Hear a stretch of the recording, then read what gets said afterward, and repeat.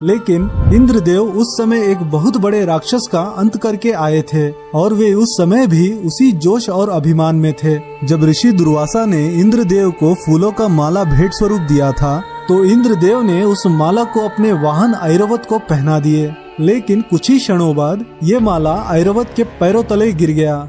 ये दृश्य देखने के बाद दुर्वासा महर्षि क्रोधित हो उठे और अपना अपमान होते देख इंद्रदेव के साथ सभी देवताओं को श्राप दे दिया कि जिस धन संपदा के अभिमान के कारण तुम मेरा अपमान किए हो वही धन संपदा तुमसे छिन जाएगी। ऋषि दुर्वासा के श्राप के कारण स्वर्ग और पूरा संसार स्त्रीहीन हो गया। ऐश्वर्य, धन और वैभव की कमी के कारण चारों तरफ हाहाकार मच गया। तो इसके बाद से ही देवताओं और राक्षसों में जब भी युद्ध होता था तो देवताओं की हार होते जा रही थी और देवताओं के मुताबिक राक्षसों की संख्या 2 गुनी हो गई थी। जिसके बाद सभी देवताओं ने मदद के लिए विष्णु जी के पास पहुँचे। तब भगवान विष्णु जी ने इस समस्या का हल निकालने के लिए क्षीर सागर मंथन से निकलने वाली अमृत के बारे में बताया।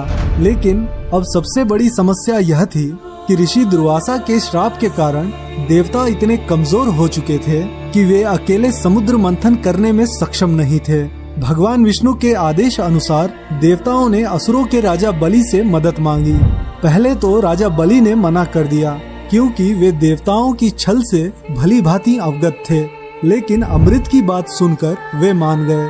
देवताओं और असुरों के मध्य एक समझौता हुआ था कि जो भी रत्न सामग्री समुद्र से प्राप्त होगी वो देवताओं और असुरों में बराबर से बांट दी जाएगी।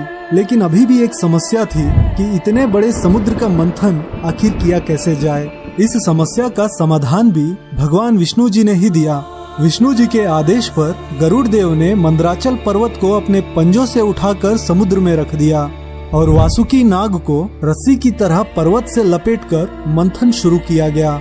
राक्षस कुल वासुकी के मुख की ओर थे और देवता सब पूंछ की ओर। समुद्र मंथन कोई आसान काम नहीं था। सभी लोग अपने लिमिट्स को पुश कर रहे थे। इसी दौरान नीचे सही से बेस ना होने के कारण मंदराचल पर्वत स्लिप होकर नीचे उतर गया। मंदराचल पर्वत का नीचे का भाग फ्लैट होने के कारण पर्वत एक परफेक्ट सर्किल में रोटेट नहीं हो पा रहा था। इसके लिए एक पॉइंट टिप की आवश्यकता थी, लेकिन यदि उस समय किसी पॉइंट टिप का निर्माण भी किए होते तो मंदराचल पर्वत के डिसबैलेंस होने पर पॉइंट के टूटने के चांसेस ज्यादा थे। इसीलिए कोई एक कॉन्शियसनेस वाला जीव बैलेंस करके रखे तो ही यह मंथन संभव है। यानी कि अगर पर्वत राइट साइड झुके तो राइट साइड से लिफ्ट करके बैलेंस करे। तो इसके लिए समुद्र में रहने वाला सबसे टफ एंड स्ट्रॉन्ग जीव केवल टॉर्टोइस है, यानी कि कछुआ। तभी भगवान विष्णु जी ने एक टॉर्टोइस के अवतार को अपना पार्ट ऑफ कॉन्शियसनेस दिए और यही अवतार भगवान विष्णु जी का कूर्म अवतार कहलाया। और तब वह टॉर्टोइस मंदराचल पर्वत को अपने ऊपर रख लिया, जिसके बाद समुद्र मंथन शुरू हुआ। तो यहाँ पर पहला प्रश्न आता है कि भगवान विष्णु को हलाहल के बारे में पहले से ही मालूम था, लेकिन वे देवताओं को केवल अमृत के बारे में ही क्यों बताए?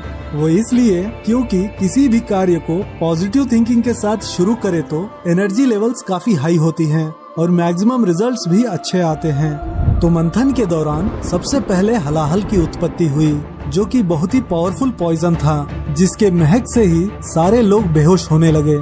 समझौता के अनुसार इस हलाहल को देवताओं और असुरों में बराबर से बांटकर ग्रहण करना था, लेकिन देवताओं और असुरों में इतना सामर्थ्य नहीं था कि इस विष को सहन कर सके।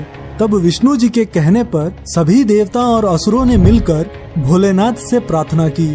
भोलेनाथ तो है ही भोले, वे इस सृष्टि के कल्याण के लिए विष पान करने के लिए तैयार हो गए और उस विष को ग्रहण कर लिया। लेकिन उस हलाहल के विष को भगवान शिव भी सहन नहीं कर पा रहे थे। तभी शक्ति रूपनी पार्वती देवी अपनी शक्तियों से उस हलाहल को शिव जी के कंठ में ही रोक दिया, जिसके बाद शिव जी का कंठ नीले रंग का हो गया और तभी से शिव जी को नीलकंठ के नाम से जाना जाता है। लेकिन इस हलाहल विष पान के दौरान कुछ विष की बूंदें बच गई थी, जिसे कली पुरुष ने ग्रहण कर और भी शक्तिशाली बन गया। जी हाँ, हम उसी कली पुरुष की बात कर रहे हैं जो अभी के युग में यानी कि इस कलयुग में पूरी दुनिया में अधर्म का डंका बजा रखा है। जब कली का जन्म हुआ था तब कली के पास कोई शरीर नहीं था, वो एक अदृश्य दानव था। लेकिन हलाहल की कुछ बूंदों को ग्रहण करने के बाद